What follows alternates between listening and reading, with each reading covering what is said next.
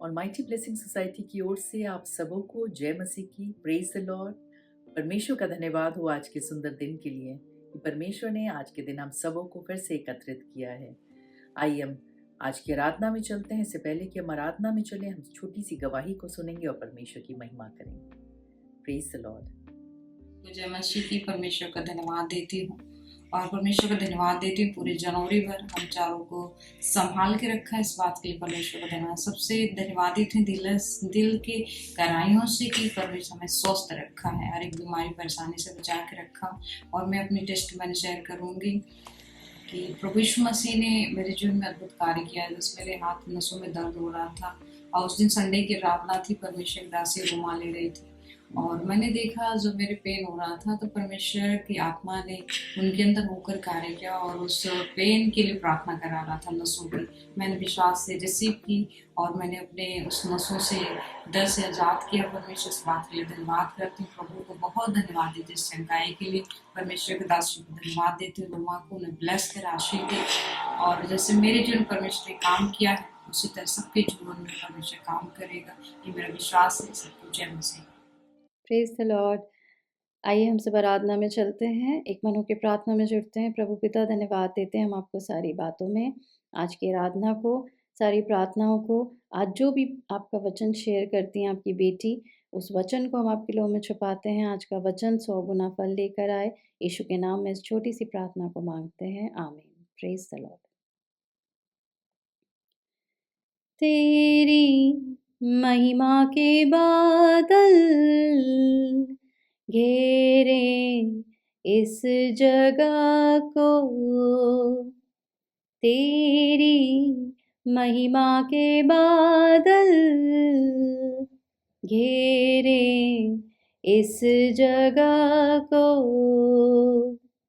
हे प्रभु तू छू ले, तू छू ले हम सभी को। हे प्रभु तू छू ले, तू छू ले हम सभी को।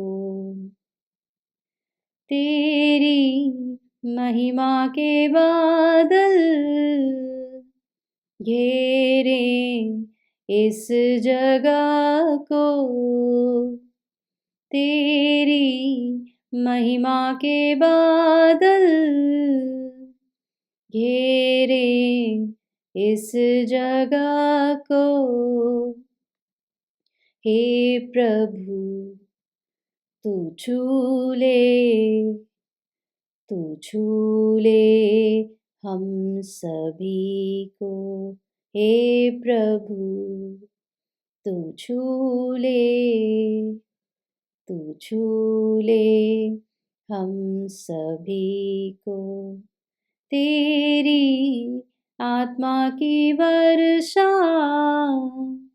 बरसे इस जगह में, तेरी आत्मा की वर्षा बरसे इस जगह में।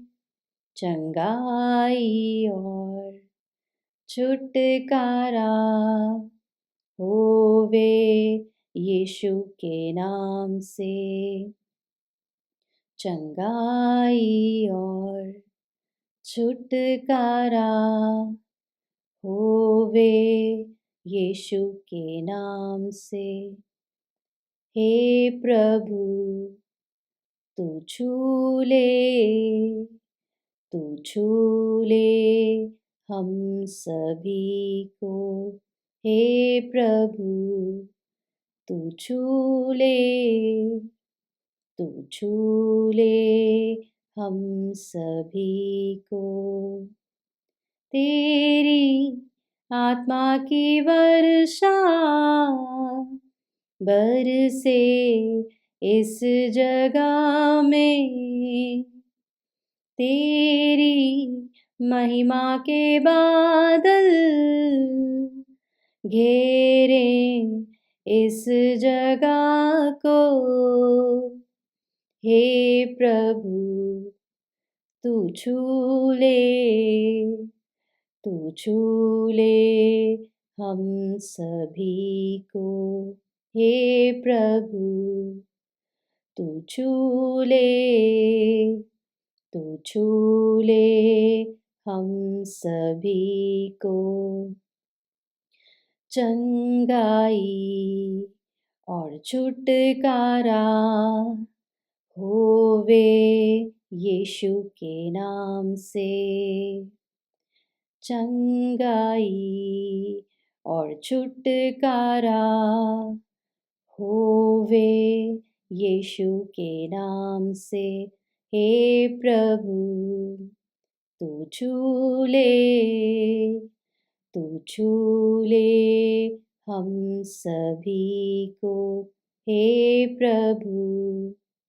तू छू ले, तू छू ले हम सभी को। Praise the Lord. Praise the Lord. परमेश्वर का धन्यवाद करते हैं सच्ची आराधना के लिए। और आइए हम सब परमेश्वर के वचन में चलते हैं। हम निकालेंगे उत्पत्ति 16 उसका 13वां आयत, जो इस प्रकार से है।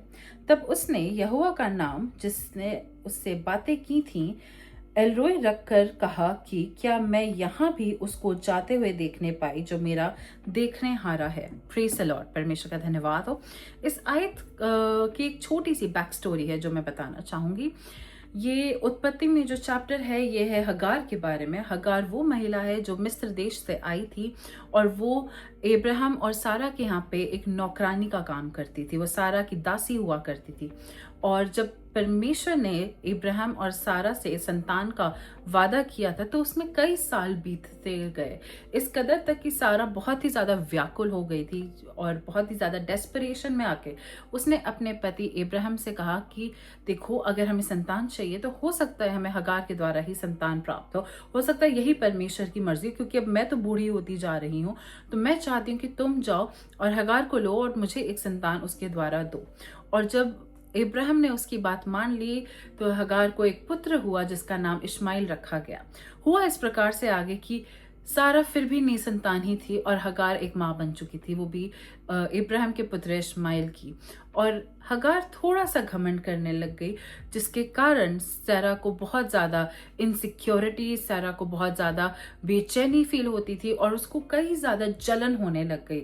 और वो अपनी जलन में आके हगार के साथ बहुत ही ज़्यादा गलत व्यवहार करने लग गई थी, इस कदर तक कि हगार मजबूर हो गई थी उस घर को, उस देश को छोड़ के कहीं और जाने के लिए। और जब वो इतना मजबूर हो चुकी थी तो उसने परमेश्वर से कहा कि परमेश्वर, ये सब तो मैंने शुरू भी नहीं किया था, मेरी तो इसमें कोई गलती भी नहीं है, लेकिन फिर भी मेरे और मेरे संतान के साथ इतना गलत हो रहा है। और तब उसने परमेश्वर को पुकारा और तब उसने एल-रोई कहा परमेश्वर को, जिसका अर्थ है कि यहोवा मुझको देखता है। आज का हमारा जो वचन है वो इसी शब्द पे है, एल-रोई, जो परमेश्वर का नाम है, जिसका अर्थ है कि यहोवा मुझको देखता है। हगार की इस कहानी से एक बात हम सभी को सीखने को मिलती है कि चाहे परिस्थिति जिसकी भी कारण क्यों ना हो, चाहे गलत कोई भी हो या सही कोई भी क्यों ना हो, लेकिन जब यहाँ पे हगार थी और उसके साथ अन्याय हो रहा था, उसने परमेश्वर को पुकारा और परमेश्वर ने उसे देखा। और उसने परमेश्वर, जब हम देखते हैं पुराने नियम में, तो वो पहली स्त्री है जिसने परमेश्वर को ये एल-रोई का नाम दिया और परमेश्वर ने उसे वहां से निकाल के एक नया देश दिया, एक नया प्रॉमिस दिया। कई बार ऐसा होता है कि हमें लगता है हमारी लाइफ की जो स्टोरी है, हमें लगता है कि शायद हम किसी और की लाइफ की स्टोरी के विलन हो सकते हैं, या हो सकता है कोई हमारी लाइफ की स्टोरी में कोई और विलन हो। लेकिन हम एक बात को भूल जाते हैं कि हम सब परमेश्वर के ही बच्चे हैं। इससे फर्क नहीं पड़ता कि हमारे साथ कोई अच्छा है या हमारे साथ कोई खराब कर रहा है, लेकिन अंत में सबसे अहम बात यही है कि हम सब परमेश्वर के बच्चे हैं। हम सबको यूनिटी में रहना है, हम सबको प्रेम में रहना है। और उससे भी बड़ी बात, कई बार ऐसा होता है कि हम हगार की इस कहानी को इग्नोर कर देते हैं, वो इसलिए क्योंकि हम इब्राहिम और सारा पे फोकस करते हैं कि वही दोनों अच्छे हैं। लेकिन जब हम देखते हैं कि हगार की ऐसी कोई खुद से उसने ऐसी कोई बात नहीं कही थी, सारा ने डेस्परेशन में आके हगार को इन सब में घसीटा और उसके बाद वही हगार के साथ गलत भी करने लग गई। और जब उसके साथ अन्याय हुआ तो हगार ने परमेश्वर को पुकारा। और ये एक बहुत बड़ा डिफरेंस है कि जब उसके साथ गलत हो रहा था वो इधर उधर नहीं गई, उसने कोई संसारिक उपाय नहीं ढूंढे, उसने परमेश्वर को पुकारा और परमेश्वर ने उसे देखा। और आज यही बात है जो मुझे और आपको सीखनी है, एल रोई, कि परमेश्वर हमें देखता है, यहोवा हमें देख रहा है। मैं नहीं जानती आप किस परिस्थिति में हैं, मैं ये भी नहीं जानती हूँ कि आपकी प्रॉब्लम्स की इंटेंसिटी कितनी हाई कितनी लो है, और उसी तरह से आप नहीं जानते मेरी परिस्थितियां क्या है। लेकिन एक है जो जानता है और वो है हमारा परमेश्वर, क्योंकि वो एल रोई है, वो सब कुछ देखता है, वो सब कुछ जानता है। और मैं चाहती हूँ आज इस वचन के द्वारा एक बार आपको याद दिलाना चाहती हूँ, आप अपनी हालातों में, अपनी परिस्थितियों के वजह में जिसके भी कारण क्यों ना फंसे हो, चाहे वो स्वयं का कारण हो या किसी और ने आपको फंसाया हो, उससे फर्क नहीं पड़ता, क्योंकि आज परमेश्वर आपको देख रहे हैं। परमेश्वर की नजरें आप पर हैं, वो किसी और को नहीं, वो आप ही को देख रहे हैं और वो आज आप पर ध्यान दे रहे हैं। वो आपका इंतजार कर रहे हैं कि हम कब उसकी तरफ पलटें। आज मुझे और आपको वो साहस का कदम उठा के उसकी तरफ मुड़ने की जरूरत है, क्योंकि परमेश्वर हम सभी को देख रहे हैं। कई बार हम अपने जीवन में एकदम अकेला महसूस करते हैं, हम ऐसा महसूस करते हैं कि हमारा सब कुछ खत्म हो गया, सब कुछ व्यर्थ हो गया, हमारे पास कुछ नहीं रहा। लेकिन उस हालात में भी, उस नाकामयाबी में भी, उस बेचैन परिस्थितियों में भी मैं आप सबको याद दिलाना चाहती हूँ कि यहोवा देखता है, वो मुझे देख रहा है, वो आपको देख रहा है। अगर आज आपको लग रहा है कि आपके साथ बहुत अन्याय हुआ, बहुत गलत हुआ है, सब ने आपको धोखा दिया है, सब ने आपके पीठ पे खंजर भोंके हैं, तो आप निराश मत हों, क्योंकि यहोवा देख रहा है। और जिस तरह से परमेश्वर ने हगार का न्याय किया, वो आपका भी न्याय कर रहा है। वो आपके लिए भी रास्तों को खोल रहा है, वो आपको भी प्रेम दे रहा है और वो आपके लिए भी लड़ेगा और वो आपके लिए भी आपके हक की आशीषें आपको देगा, क्योंकि वो एल रोई है, वो सब देखता है। और जब हमें पता हो कि हमारा परमेश्वर देख रहा है, तो हमें ये विश्वास करना है और इस बात को गांठ बांध के अपने मन में रख लेना है कि वो सिर्फ देख ही नहीं रहा है, वो हमारे लिए योजना भी बना रहा है, वो हमारे लिए चीजें कर रहा है। आज भले ही ना नजर आ रही हो, लेकिन हम उसको जरूर नजर आ रहे हैं। और अगर हम हमारे परमेश्वर को नजर आ रहे हैं तो वो इनफ है, वो सफिशिएंट है, हमें उससे ज्यादा कुछ नहीं चाहिए, क्योंकि उसकी रहम, उसकी नजर हमारे लिए काफी है। और वो परमेश्वर जब हमें देख रहा है तो अपने बच्चों को नाश नहीं होने देगा, अपने बच्चों को तड़पने नहीं देगा, अपने बच्चों को परेशान नहीं होने देगा। अब आइए अपनी आंखों को बंद करते हैं। Hallelujah, hallelujah. धन्यवाद करते पिता परमेश्वर, आपका धन्यवाद हो इस अच्छे समय के लिए। हम धन्यवाद करते पिता कि आप हम सभी से इतना प्रेम करते हैं। आपने परमेश्वर अपनी नजरें हम पे रखी हैं, क्योंकि आप यहोवा एल रोई हैं, आप हमको देख रहे हैं परमेश्वर। और मैं चाहती हूँ पिता आज कि आप हम सभी के विश्वासों को मजबूत करें परमेश्वर, कि हम इस बात से डरे ना, हम घबराएं ना, हम कभी भी निराश ना हो, उल्टा हमारा विश्वास आप में और ज्यादा मजबूत और ज्यादा दृढ़ हमेशा होता जाए पिता परमेश्वर। मैं प्रार्थना करती हूँ पिता, आगे के समय को आपके हाथों में सौंपती हूँ परमेश्वर। हम प्रार्थना करते हैं हमारे दर्शकों पे, उनके परिवारों पे आपका लहू लगाते पिता। यदि हम में से कोई भी आजकल किसी कठिन परिस्थिति से गुजर रहे हैं, तो हम जानते हैं परमेश्वर कि आपकी नजरें हम पर हैं। हम जानते हैं पिता कि आप हमारा न्याय लड़ेंगे, और हम जानते हैं परमेश्वर कि आप हमारे लिए किसी भी परिस्थिति को बदल सकते हैं। हम तमाम बातों को आपके हाथों में सौंपते हुए इस प्रार्थना को यीशु मसीह के नाम से मांगते हैं, आमीन। Praise the Lord and have a great week ahead. God bless you all.